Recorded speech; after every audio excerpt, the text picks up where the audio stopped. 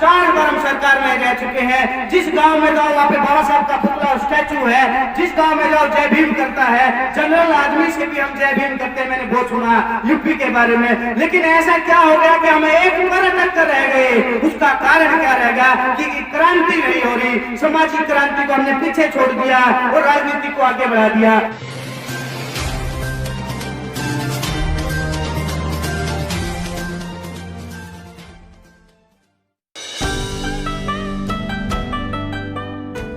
देश हमारे पुरखों का है कि हम इस देश के मूल निवासी हैं। एक पहचान हमें बनानी होगी, न चमार, न जाटो, न दानव, न वाल्मीकि, हम भारत देश के मूल निवासी हैं। और इसका वर्ड भी यूज किया बाबा साहब ने, इनहैबिटेंट। अब ओरिजिनल वर्ड यूज किए थे बाबा साहब ने, हम भारत के मूल निवासी। और ज्योतिबा फुले ने भी इस बात को कहा। तो साथियों, उस आंदोलन को समझा नहीं है, सिर्फ हवा में नेताओं के माध्यम से भाषणों में सुन लिया, पढ़ा नहीं है। नेता है, कार्यकर्ता नहीं है, इसलिए जातीय है, समाज नहीं बना। हम कह तो देते हैं रेकड़ समाज, चमार समाज, ये समाज नहीं है, ये जातीय है।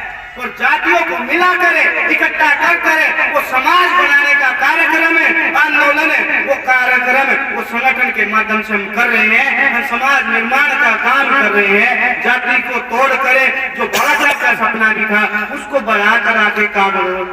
संपूर्ण क्रांति का मतलब समझते हो? प्रकाश नारायण जी हुए थे एक बार, उन्होंने भी बताया था, सत्ता अगर जो लोग चाहते हैं कोई बात नहीं, उनको भी मौका मिलेगा, लेकिन उसका रास्ता है। बैंक में अकाउंट खुलवाओगे, शर्तें होती है, कंडीशन होती है। नौकरी में लगना कंडीशन है, टर्म कंडीशन होती है, शर्तें होती है। तो आपको इस देश में राजा बने रहना है तो आपको उसकी शर्तें भी माननी होगी। उसके लिए पहली शर्त है वैचारिक क्रांति, फिर उसके बाद है सामाजिक क्रांति, उसके बाद राजनीतिक और धार्मिक क्रांति होगी। ये 4 पायदान हैं। उस पायदान तक पहुंचने के लिए वैचारिक क्रांति 95% काम है, 2% आपका सामाजिक क्रांति का काम है, 2% ही बचेगा। 95% सबसे ज्यादा वैचारिक आंदोलन का काम है, जिसमें काशीराम ने अपनी आहुति दी थी, जीवन लगाया और उसका रिजल्ट थोड़ा सा मिला। वो काम अब कोई करना नहीं चाहता। अब तो सोचते हैं कि रास्ता मिल गया, सत्ता में चले जाओ, उंगली दिखाई हुई है, पार्लियामेंट में आ जाओ, हो जाएगा। अरे बाबा साहब ने भी कहा था कि जिसको राजनीति करनी है कम से कम इंडियन पॉलिटी पढ़ो। आज हमारा थोड़ा सा कारवा चलता है, 5 MLA निकल के किसी के साथ तो बैठना पड़ेगा, वो बैठेगा। आप अपना MLA एक बना लो, चाहे विचारधारा का बना लो, फिर भी वो किसी पार्टी के साथ जाएगा। आप क्या करोगे?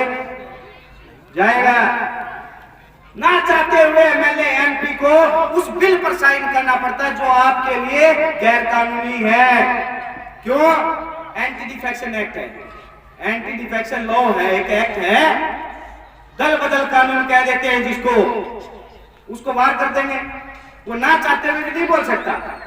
हम तो उसको ये कहते हैं बुरा मत मानना, हम तो कहते हैं पट्टा डला हुआ होता है वो। और दिखे खापा जी तो बहुत जबरदस्त कहा करते। एक बिरादरी में बहुत नाम है, वाल्मीकि जैसे आप कह रहे हैं, खाकरो, हलालपुर, खापड़े, इस तरीके से बहुत सारे नाम। दिखे खापड़ी जी जो थे वो पता क्या कहते थे? भड़ुआ और दल्ला।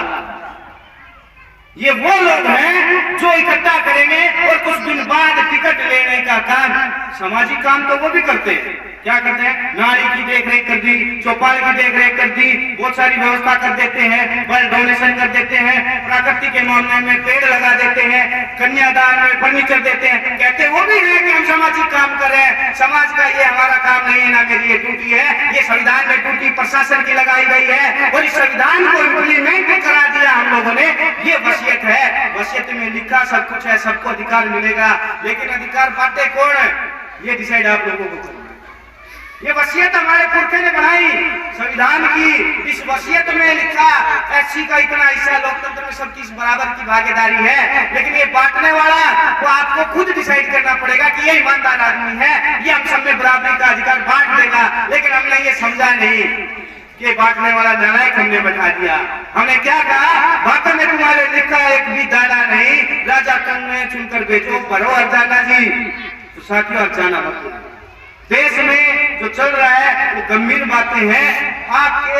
आपको विनर्मा केस का जजमेंट, 4 जजों की बेंच का जजमेंट जो आपके संविधान मूल ढांचे से मूल ढांचा मतलब ये नहीं है कि जो संविधान की ऊपर के जजमेंट है उसके इंदिरा साहनी का केस है, 13 जजों की बेंच है, केशवानंदा भारती केस के जो जजमेंट है उनमें जिन चीजों को स्वतंत्रता, एजुकेशन की, फूड की, मैरिज की, जितनी कुछ फंडामेंटल जो चीजें थी उसमें भी बदलाव करने लगे थे ये संविधान में जिनका कब्जा है, जो मनुवादी जो लोग हैं। इसलिए उस टाइम न्यायपालिका ने थोड़ा सा बचाव किया और उसको लाया गया बेसिक स्ट्रक्चर कि उसमें कि आप अमेंडमेंट तो कर सकते हो, 368 आर्टिकल के तहत संविधान में बदलाव किया जा सकता है। अगर बदलाव किया जा सकता तो ये सारे बदलाव कर देते, लेकिन बाद में एक आया क्या, एक एक्ट आया जिसके माध्यम से ये 13 जजों की bench I, basic structure can not be change. और बेसिक स्ट्रक्चर क्या है?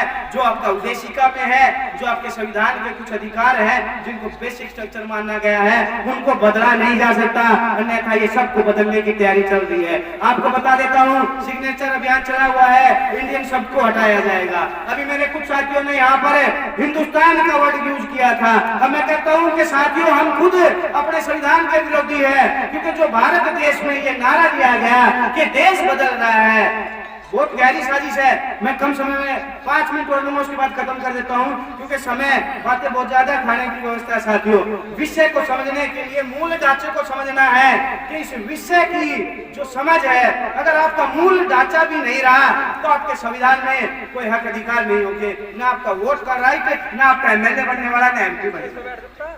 कितनी चीजें खत्म हो चुकी है ये आपको पता, पेंशन खत्म कर दी गई है। उसके बाद एससी का एक पास आता था एग्जाम के लिए, स्टूडेंट के लिए, वो खत्म कर दिया गया है। एमबीबीएस अगर आपने कर लिया तो बॉन्ड भराया जाता है। जब आप मूल स्ट्रक्चर को समझ जाओगे, उसके बाद इस चीज को समझने के बाद उनकी प्रपंच जो नीति है उसको समझने के लिए संतों ने जो बताया, आगा किया, उस पर खत्म करके मैं ये बात कह के यहाँ पे अपनी बात करता हूँ। शेरनी का दूध पीकर भी दाढ़ क्यों नहीं रहे? क्योंकि जो शिक्षा दी जा रही है स्कूलों में वो हमारे महापुरुषों की, हमारे जो बुद्धा के टाइम पे विश्वविद्यालय होते, नालंदा वगैरह विश्वविद्यालय थे, उस टाइम अपने पुरखों की शिक्षा आपके अंदर होगी, तब होगा। क्योंकि स्कूलों में तो यह गमन किया जा रहा है, तो आपके अंदर अपने पुरखों का इतिहास है ही नहीं आपकी शिक्षा में, तो आप धाड़ोगे कैसे? आप तो सिर्फ नौकरी तक वहां पर होगे, इसलिए वो धाड़ नहीं रहा। हम सोचते थे इस बात पे, बाबा साहब ने तो गलत हो नहीं सकते कि बाबा साहब ने कहा था कि जो पढ़ेगा वो धाड़ेगा। अरे पढ़ तो बहुत लिया, फिर धाड़ क्यों ले रहे? कमी यहाँ थी। दूसरा, इसमें कबीर साहब की जो लास्ट में खत्म कर रहा हूँ साथियों, कबीर साहब ने एक बात कही, खत्म करा सर, 1 मिनट सर, 1 मिनट खत्म, बीच में प्लीज। आपने मेरा निवेदन है कि हमें ये बताएं कि अब हम करें क्या। हाँ, वो बता रहा हूँ। अभी तक आपने नेगेटिव कहा कि कुछ नहीं हो रहा। मैं बताऊंगा। हम तो मैं धन्यवाद माता हूँ, तालियां करें सर साथियों की।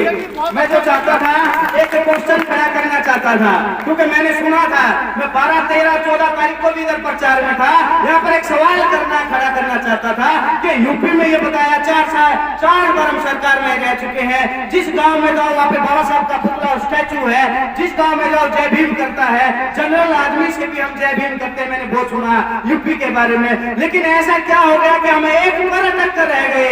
उसका कारण क्या रहेगा कि क्रांति नहीं हो रही। सामाजिक क्रांति को हमने पीछे छोड़ दिया और राजनीति को आगे बढ़ा दिया। सामाजिक आंदोलन क्रांति चलानी होगी और जन जागृति अभियान, संपूर्ण जागृति, राजनीतिक नहीं, उसके 9 केंद्र। अगर आपको सत्ता चाहिए तो मुझे प्यारा कर सामाजिक जो क्रांति मैंने बताया आपको, 4 पायदान बताए, 4 पायदान के बाद 9 सत्ता के केंद्र है। नॉलेज, ब्यूरोक्रेट, नौकरशाही, उसके बाद जो आपका है, उसके बाद कल्चर, रिलीजन, मीडिया, इकोनॉमी और लैंड और जुडिशरी।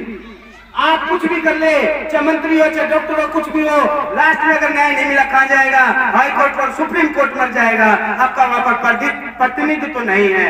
तो उसके लिए हमने राष्ट्रीय अधिवक्ता संघ का निर्माण किया है। 17 राज्यों के उसमें जिला प्रभारी, 17 जिलों के जो प्रभारी है उसकी गवर्निंग बॉडी मेमोरेंडम भी तैयार हो चुका है। 17 राज्यों के उसमें एडवोकेट जुड़े हुए हैं राष्ट्रीय अधिवक्ता संघ के नाम से। इलाहाबाद हाईकोर्ट के जो है उसमें अभी वर्किंग प्रेसिडेंट है, तो उसके माध्यम से प्रतिनिधित्व का मुद्दा उठाया जाएगा। हम सोचे राजनीति भी मैं कर लूं, सामाजिक भी मैं कर लूं और बौद्ध धर्म का प्रचार भी मैं कर लूं, ये प्लेटफॉर्म अलग अलग होने चाहिए।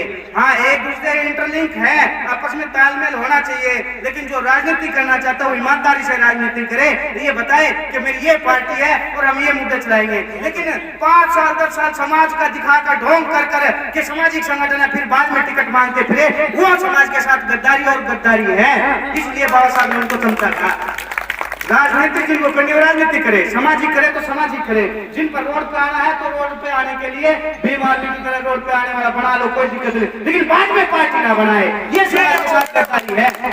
तो साथियों, लास्ट में वही कह रहा हूँ कि जन जागृति का कार्यक्रम चलाने के लिए कार्यकर्ता और जो साथी तैयार हो इस कार्यक्रम को चलाने के लिए वैचारिक आंदोलन, न्यायपालिका के अंदर आर्टिकल 12 को पढ़ना, फिर मेरे पास फोन कर लेना, नंबर लिखा होगा, बताता हूँ। हमारे लोगों को पता ही नहीं, कहते संविधान की जानकारी है। 12 आर्टिकल के तहत 12 आर्टिकल स्टेट की डेफिनेशन बताता है। समझदार कुछ लोग हमें, इसलिए आपके बीच में रख रहा हूँ, अगर और साथी होते तो मैं नहीं रखता। 12 आर्टिकल स्टेट की डेफिनेशन बताता है और हम ये प्रूव करते हैं एज ए एडवोकेट भी और एज ए कॉन्स्टिट्यूशन के अकॉर्डिंग भी कि हाई कोर्ट और सुप्रीम कोर्ट स्टेट है, और अगर स्टेट है तो SC ST का रिप्रेजेंट होना चाहिए। ये हमें है, एक्ट में है, कानून में, संविधान में है, इम्प्लीमेंट में। तो इम्प्लीमेंट कराने के लिए जन जागृति अभियान और जन जागरण नेता नहीं कार्यकर्ता चाहिए। हमें कुर्सी बिछानी हो, टाट बिछाना हो, वो काम भी करना आना चाहिए। वो कार्यकर्ता बनकर कार्यकर्ता निर्माण का कार्यक्रम करना है। कबीर साहब ने जो बात कही वो बात कह के लास्ट खत्म कर रहा हूँ। कबीर साहब ने एक बात कही थी, समझदार लोग समझना, आन लगे कुआर कनाकर। कबीर साहब ने कहा, कबीर साहब ने जो कहा बड़ी अचंभी की बात है, सुनने की कोशिश करे, समझने की कोशिश करना। सुनो भाई संतो, सुनो भाई संतो, क्या कहते हैं, आन लगे कुआर कनाकर तर कौवे को बाप बनाइए, आन लगे कुआर कनाकर तर कौवे को बाप बनाइए। परपंच नीति जो सेकंड विषय में किया उस विषय पर बता रहा हूँ। उस नीति को समझकर, दुश्मन की परपंच और कूट नीति को समझकर समाज में जन जागरण करके हम संविधान को लागू कराने का काम कर सकते हैं। कबीर साहब ने जब ये बात कही, आन लगे कुआर कनाकर तर कौवे को बाप बनाइए, क्या हमारे खुद के कौवे बनाएंगे? कनाक दिमाग निकालते ना, मनाते रहे, सिर्फ दिमाग में कोशिश करें, सोचने की ताकत बढ़ाएं अपने दिमाग। आप बहुत ज्यादा ज्ञानवान है, सतलोक का ज्ञान हमारे लोगों को, मैं नहीं कह रहा कि नहीं। आन लागे कुआर कनाकर तर कौवे को बाप बनाए।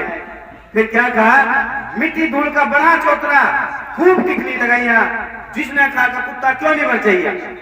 फिर कबीर साहब ने कहा, करो मन पारक मिर्जा से भूल भलैया, मिट्टी का सांप पूछे लोग लगे, जिंदा सांप लिख रहे, जिंदा लेकर पाछा बाजा। फिर उन्हें क्या कहा, अपना लला मुगाड़ लागी कहीं छुरी ना लग जाए, और बकरी का बच्चा लाकर गड़ा करैया। सुनो भाई संतो, करो मन कारक मिर्जा से भूल भलैया। तब उन्होंने क्या कहा, जीते पिता गल्ला दनमन दंगा, अरे मरे पीछे चल भाई गंगा। तब उन्होंने लास्ट में कहा, भूत बोलोगे भूत बनोगे फिर जूते जमकर खैया। सुनो भाई साधो, करो मन पारक मिर्जा से भूल भलैया। कबीर साहब ने एक लाज ये कहा था, हमारे लोगों ने अपने गुरुओं की नहीं मानी। उस विषय को बहुत गंभीर था। मैं कंक्लूड यही कर रहा हूँ लास्ट में कि संविधान के मूल ढांचे की सुरक्षा करने में लग गए। दूसरी बात, उसमें अमेंडमेंट किए जा रहे हैं। हाई कोर्ट और सुप्रीम कोर्ट में हमारा प्रतिनिधित्व तो नहीं है। हमारे लोग